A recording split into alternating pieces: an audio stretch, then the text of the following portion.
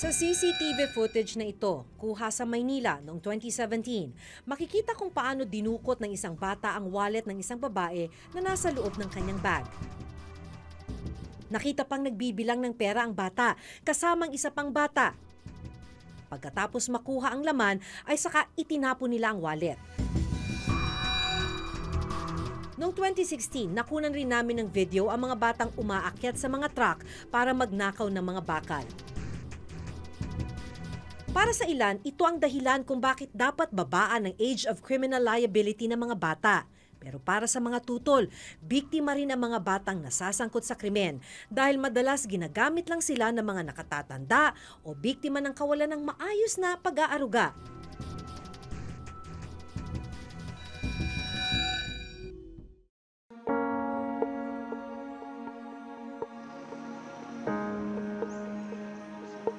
Bibisitahin ng Reporter's Notebook ang Tanglaw Pag-asa Youth Rehabilitation Center, isang youth care facility sa Malolos, Bulacan.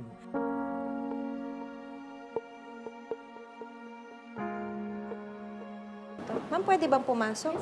Thank you, ma'am. So ito, ma'am, parang ano to, kulungan talaga, ano? Nakakandado talaga. May rehas talaga. Security po natin under ng GM. Under civil security.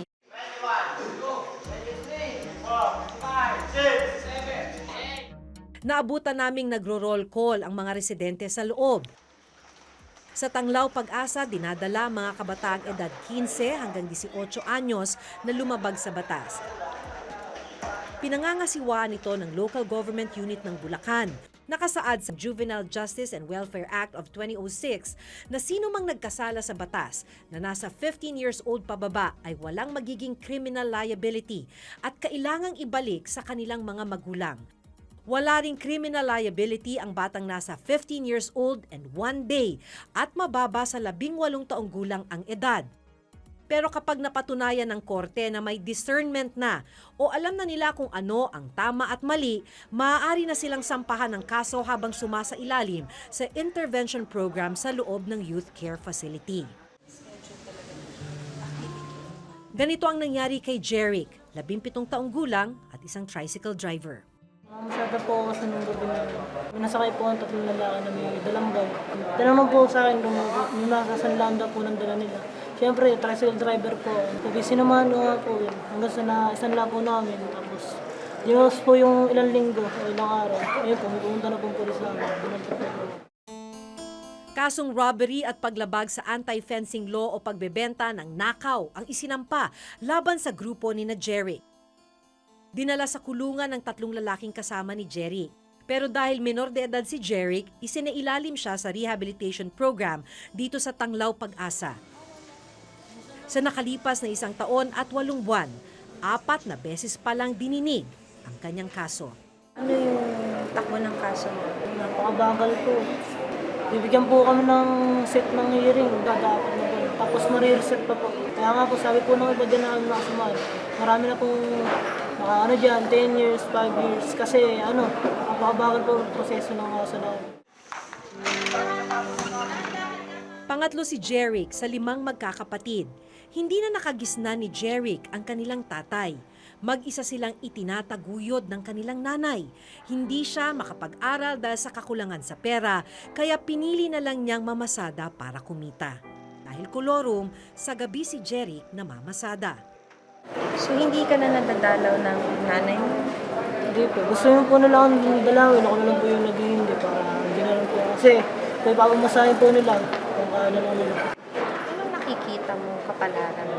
Labas ko, mag-aaral ako, trabaho ako. Sa ganun, para naka-graduate po ako, mag-aaral po ako ng trabaho para mas matulong pa. At dahil hindi na siya napapasyalan ng kanyang pamilya, dumidiskarte si Jeric sa loob para madagdagan ang pagkain niya. So anong ginagawa mo para makakain ng mas marami ba? Para hindi ka Ano po, kunyari. Kasi po yung mga samahan ko po dyan na laging dinadala. Minsan ako po nag-uuso na. Gara, ako na magluto dyan para makakain din ako. Kung magluluto, ang kapalit nun, Pagkain po. pagkain. Pero hindi lang pala mga menor de edad ang mga nakatira sa Tanglaw Pag-asa. So ma'am, 97, more than half. Yes, more than. Ma'am, matatanda na. Kasama nila yung mga bata. Wala ho kayong nakikitang problema doon? So far po wala.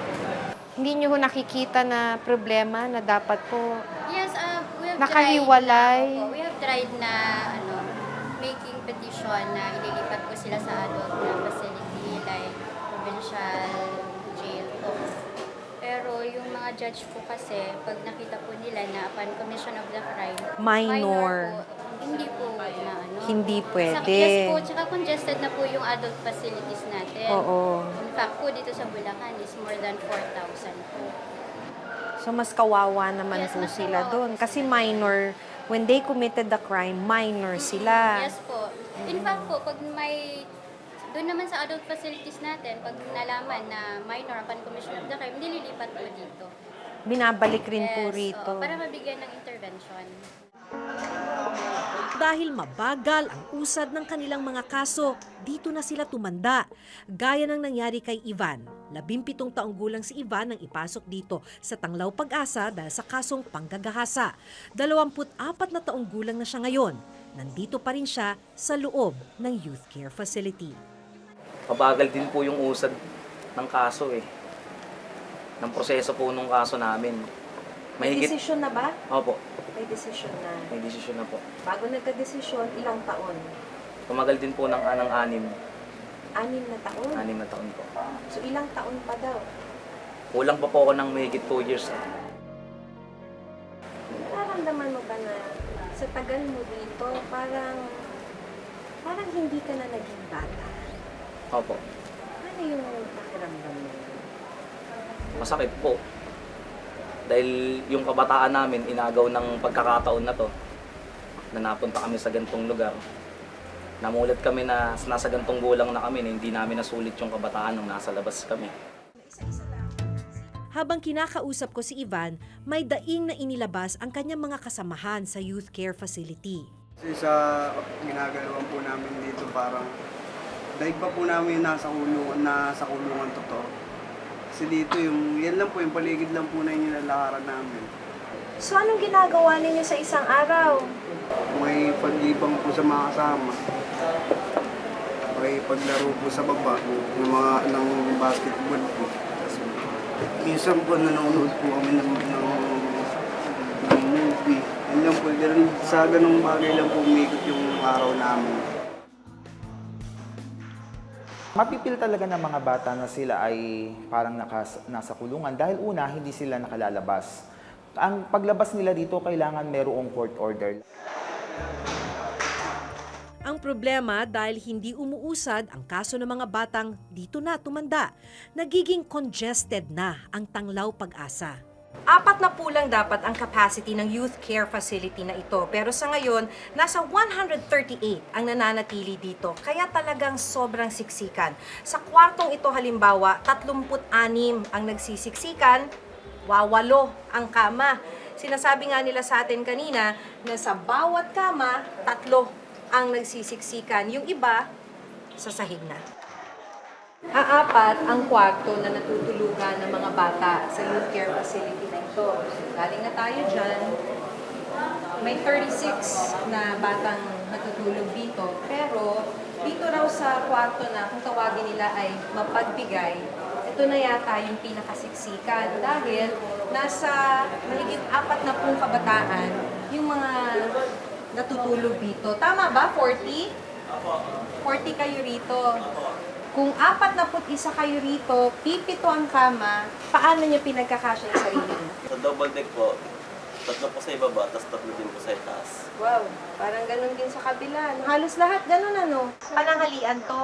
Ito na yung ulam. Sabaw ng pechay? May namin asin po sa tubig.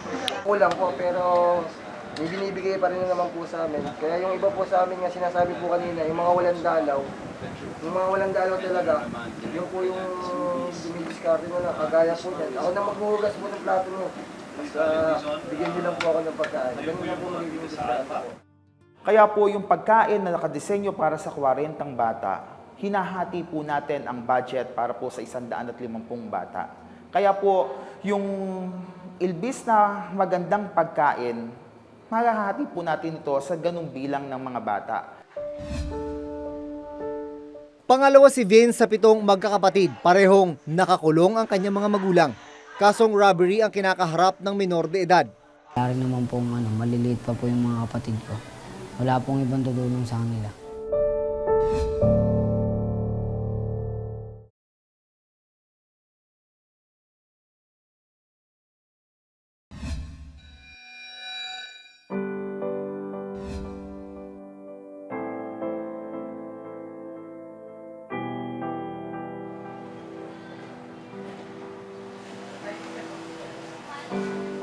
Hindi tulad ng youth care facility sa Malolos, Bulacan. Mas maluwag at mas maayos ang kalagayan ng Bahay Pag-asa sa Valenzuela City. 50 ang capacity nito. Pero sa ngayon, 45 ang nasa loob na pasilidad. Isa sa mga minor de edad na sumasailalim sa rehabilitation program, si Vince, 17 taong gulang. Kasong robbery ang kinakaharap ng minor de edad. Pangalawa si Vince sa 7 magkakapatid, parehong nakakulong ang kanyang mga magulang. Wala rin naman pong maliliit pa po yung mga kapatid ko. Wala pong ibang tutulong sa kanila. Isa sa voluntaryong tumutulong sa shelter, ang dating residente na si Rafi. Hindi niya tunay na pangalan. Taong 2012, sa edad na 15, sinampahan siya ng kasong robbery with homicide. Kwento niya, 9 na buwan muna siyang namalagi sa isang detention facility bago inilipat sa Bahay Pag-asa. Na-convict si Rafi sa kaso, pero dahil katumbas ng pamamalagi niya sa Bahay Pag-asa ang hatol sa kanya, tuluyan siyang nakalaya. Nalaman ko nung bata pa lang ako, nung minor age, na ganito pala yung pwedeng mangyari sa akin.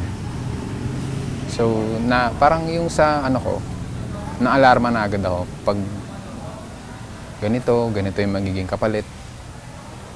Ganito yung magiging pwedeng mangyari. Sa bad side naman, na-late ako ng progress sa buhay. Nag-aaral siya ng kursong psychology sa isang universidad sa Valenzuela. Kaya sa mga libreng oras niya, tumutulong siya sa mga batang nasa Bahay Pag-asa. Kung tutuusin, nakasaad sa batas na dapat may sapat na pasilidad para sa mga kabataang sasailalim sa intervention program ng pamahalaan. Ang problema sa datos ng Juvenile Justice Welfare Council, sa buong bansa, 6 na po lang ang mga youth care facility na hawak ng gobyerno. It's a very important unit kasi it's supposed to take care of children, rehabilitation of children who have been found to have acted with discernment at saka yung mga nakakommit ng crimes na medyo, grabe. So, bakit wala ito? So, there are so many things that need to be done in the implementation of the law. Hindi pa nga nasusolusyonan ang kakulangan ng pasilidad at ang mabagal na usad ng mga kaso ng mga nasa youth care facility. Ito ang House Bill 8858 na naglalayon na ibaba ang age of criminal liability. Sa first reading, lumusot na ibaba ang age of criminal liability mula 15 years old hanggang 9 years old. Sa second reading, ginawa nila itong 12 years old. Ayon sa panukala, mula 15, ibababa sa 12 taong gulang ang mga batang pwedeng kasuhan kapag napatunayang may discernment o alam na nila kung tama o mali ang kanilang ginagawa. Dadalhin din sila sa isang youth care facility o Bahay Pag-asa habang dinidinig ang kanilang kaso. Magkakaroon lang ng confinement katulad ng binanggit ko in 3 instances. Number 1, the child in conflict with the law aged 12 and 1 day to 15 years old will commit or has committed the 10 serious offenses exclusive under the provision of the law. Number 2, in worst cases that a child in conflict with the law would be a recidivist, meaning paulit-ulit na gumagawa ng krimen even for petty offenses. And number 3, if the child has no parents, you will be still living normal life dahil mag-aaral ka, bibigyan ka ng guidance counseling, and a complete psychological and guidance coming from the multidisciplinary team, no? Kabilang sa sasailalim sa confinement ang mga nakagawa ng pagpatay o murder, kidnapping at serious illegal detention at robbery with homicide. Para raw ito sa kapakanan at proteksyon ng mga kabataan. May ilang bata raw kasi na nagagamit lang ng sindikato para sa krimen. Rather than the child being thrown back to the society where he belongs and will be heavily influenced by environment to commit another offense again, it would be better for the child to be confined in a youth care facility where there will be opportunities for development, rehabilitated, and for reformation. Para sa mga hindi sang-ayon sa panukala, walang sapat na basehan para ibaba ang age of criminal liability. Tingin namin walang batayan, walang statistics, walang pag-aaral, walang ebidensya, walang siyensya. Itong nais ng Kongreso na pagpababa, no, sa age of criminal liability. In fact, sabi nga ng PNP, bumababa yung krimen natin eh. So saan sila nanggagaling, hindi namin maintindihan. Wala akong nakikitang clear and factual basis doon sa edad na 9 years old. Kung titingnan natin ang datos, batay na rin sa PNP data, no, sa crimes, only 2% of the total crimes are committed by children. And we're referring to ages 9 to 17. Kung titignan mo, sa crime rate index natin, merong 2% na ang ginamit sa krimen ay kabataan. But that 2% is big. Malaki na rin yun. There is 2% na bata ang ginagamit. So, kung may problema, ang state, no, being it's like a father, no, na kung may problemang nangyayari, dapat tugunan at hanapan ng solusyon. Ayon sa isang developmental psychologist, mahalagang maunawaan na sa edad na 12, nasa developing stage pa ang kakayahang magdesisyon ng isang bata. So meron ng tinatawag na discernment. Pero yung discernment, no, it's more than that, no? It's also being able to behave in ways that are consistent with your knowledge of right and wrong, no? Ibig sabihin, may kakayahan kang magdesisyon at kumilos ayon sa alam mong tama at mali. So you could see at the age of 20, no, ngayon pa lang nagiging mas mature yung areas na yon of the brain. And these are the parts of the brain that govern the higher order thinking functions like decision making and impulse control and long-term planning. So you could imagine, let's say this is 20, so someone around this age, which is 10 to 12 years old, tingnan nyo naman yung level of maturity of the brain. Talagang lumalago pa lang siya. Sa mga disang-ayong babaan ng age of criminal liability, dapat ay ayusin at padamihin na lang ang mga youth care facility, lalo na't kulang na kulang naman ito sa kasalukuyan. Sa datos ng Juvenile Justice Welfare Council, 47% lang ng mga local government unit o LGU ang naturuang gumawa ng comprehensive juvenile intervention programs. Kasali na rin dyan, syempre, yung branding, yung best interest ng child, no? Because you are branding the child to be a criminal at a very young age, di ba? At saka, yung sa trauma, psychological trauma ng mga bata. So, in other words, the whole welfare of the child.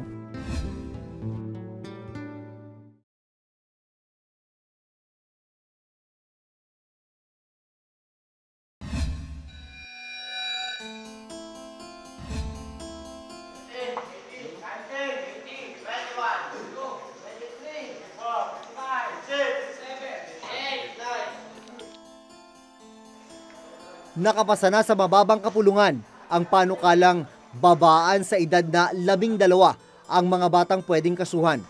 Para sa mga tutol sa panukala, bakit hindi mga sindikato o mas nakatatanda na gumagamit sa kanila ang tugisin? Hindi ba't biktima rin ang mga bata? Hanggang sa susunod na Huwebes, ako si Maki Pulido. Ako si Jun Veneracion at ito nakatala sa aming Reporter's Notebook.